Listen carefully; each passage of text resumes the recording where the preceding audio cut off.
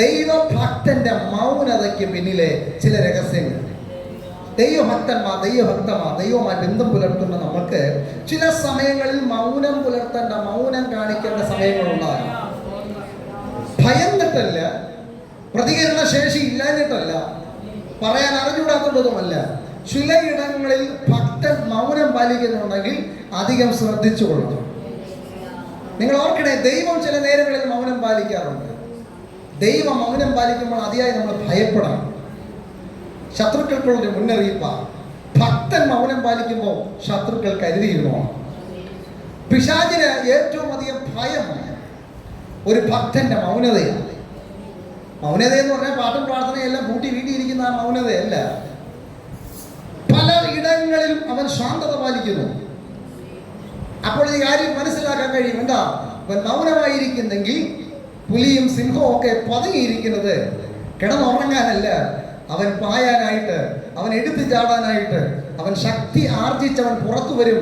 അവൻ ശാന്തമായിരിക്കുന്നതിന് പിന്നിലെ കാരണം അവൻ എന്തോ പദ്ധതി മെനയുന്നുണ്ടെന്നാണ്. ഒരു സ്വത്രം പറയാം. യേശു കർത്താവ് അത്ഭുതങ്ങളും അടയാളങ്ങളും ഒക്കെ ചെയ്ത് കൂടെ നടന്ന ശിഷ്യന്മാർ പോലും ചോദിച്ചു, ഇവനാണ്, കാറ്റും കടലും പോലും ഇവന് കീഴ്പ്പെടുന്നുവല്ലോ എന്ന് അതിശയിച്ച അപ്പോസ്തലന്മാർ. പരീക്ഷ പ്രമാണികൾ മുഴുവനും യേശുക്രിസ്തുവിന്റെ പുറകെ നടന്നവനെ കൊല്ലാൻ അന്വേഷിച്ചിട്ട് രോമത്തിൽ പോലും തൊടാൻ പറ്റിയില്ല. ഒരിക്കൽ ഏറോദാവ് പറഞ്ഞു വിട്ടു, ഇനി നീ പ്രസംഗിക്കരുത്. അപ്പോഴും പറഞ്ഞ കുറുക്കനോട് ചെന്ന് രാജാവിന്റെ മുഖത്ത് നോക്കി പറഞ്ഞ് കുറുക്കൻ എന്ന് പേര് ചൊട്ടി വിളിച്ചിട്ട് ആർക്കും ഒന്നും ചെയ്യാൻ പറ്റിയില്ല. പക്ഷേ ഈ ഗെത്സമനയിലേക്ക് വന്നപ്പോൾ കർത്താവ് തന്നെ പറഞ്ഞു, മേണം കൊണ്ടുവയ്ക്കോ, ഞാനിതാ തയ്യാറാണ്. ഞാൻ നിങ്ങളോട് പറയുന്നു, ഗെത്സമനയിൽ അവൻ മൗനം പാലിച്ചു.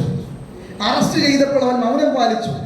രോമക്കത്തിരിക്കുന്നവരുടെ മുമ്പിൽ മിണ്ടാതിരിക്കുന്ന കുഞ്ഞാടിനെ പോലെ അവൻ മൗനം പാലിച്ചു. ഇന്നൊരു പകൽക്കാലം ഓർക്കണം, നസറയനായ യേശുവിന്റെ മൗനത അന്നത്തെ രാഷ്ട്രീയ അല്ലെങ്കിൽ അന്നത്തെ മതനേതൃക്കന്മാർക്കോ ഭരണകൂടങ്ങൾക്കോ മനസ്സിലായില്ല. എന്തിനേറെ പിശാചിന് പോലും മനസ്സിലായില്ല. അവന്റെ മൗനത ഒരു ഉയർപ്പിന്റെ മുന്നോടിയാണെങ്കിൽ ഇന്നൊരു പകൽ ശ്രദ്ധിക്കുക, യേശുക്രിസ്തുവിന്റെ മൗനത അവൻ സ്വത്രം തോറ്റ് പരാജയപ്പെട്ടവന്റെ മൗനതയല്ല, വിജയശ്രീലാളിതനായി മൂന്നാം നാൾ എഴുന്നേൽക്കുക ഒരുക്കപ്പെടുന്നതിന് അടയാളമാണ്. ആ ചിന്തയുമായി ചേർത്ത് നിർത്തി പറയാം, ഒരു ഭക്തന്റെ മൗനത പരാജയത്തിന്റെ അടയാളമല്ല, ഒരു ഉയർപ്പിന്റെ ലക്ഷണമാണ്.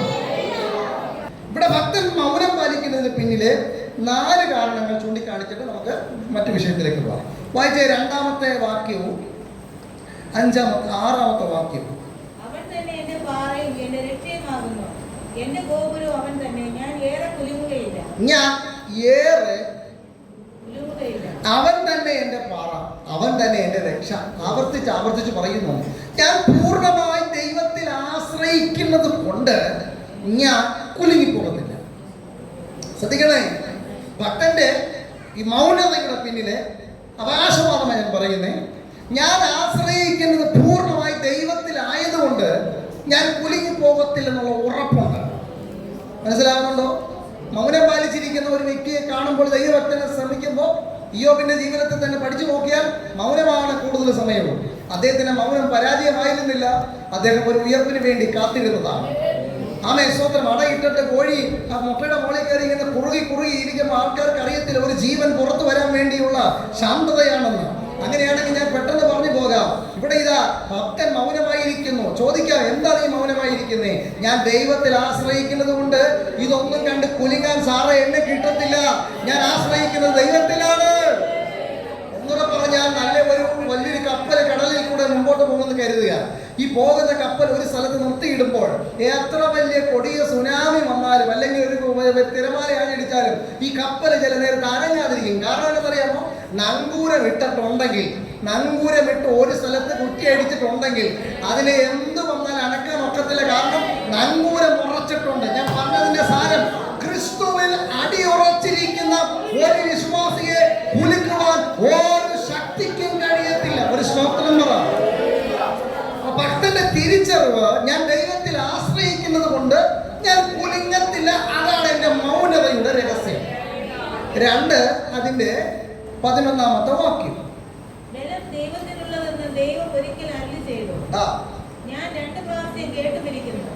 ദൈവശബ്ദം 2 പ്രാവശ്യം കേട്ട ഭക്തനാണ്. എനിക്ക് വാക്യത്തിലേക്ക് വരണം, എങ്കിലും പറഞ്ഞു വിടാം.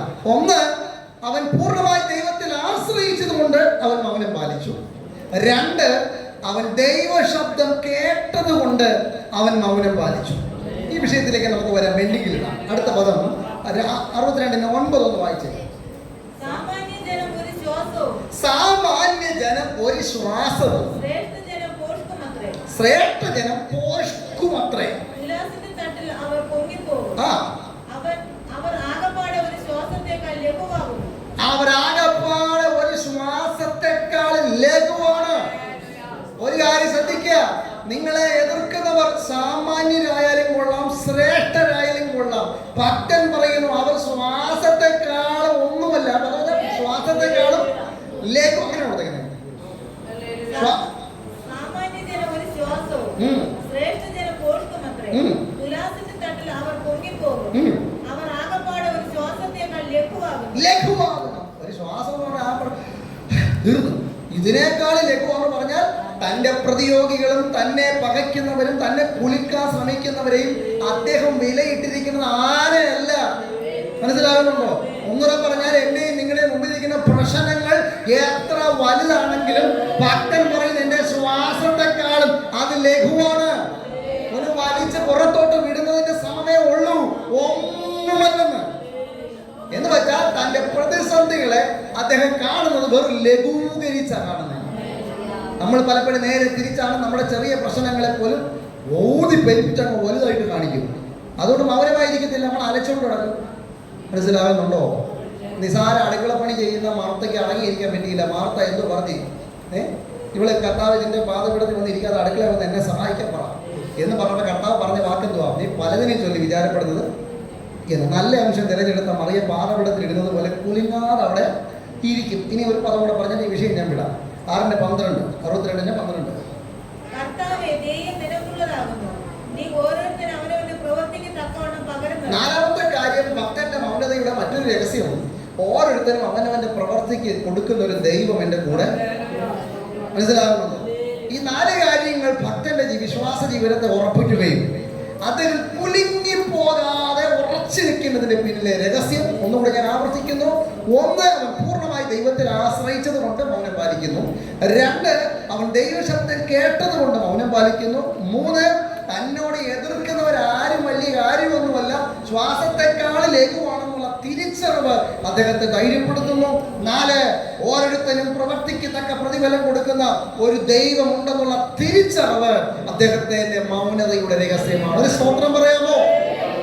അങ്ങനെയാണെങ്കിൽ നമ്മുടെ വിശ്വാസ ജീവിതത്തിൽ എന്ത് പ്രതിസന്ധികളും പ്രയാസങ്ങളും ഉണ്ടായാലും ഈ സങ്കീർത്തനക്കാരോട് ചേർത്ത് പറയണം, കർത്താവേ, ഞാൻ നിന്നിൽ ആശ്രയിക്കുന്നു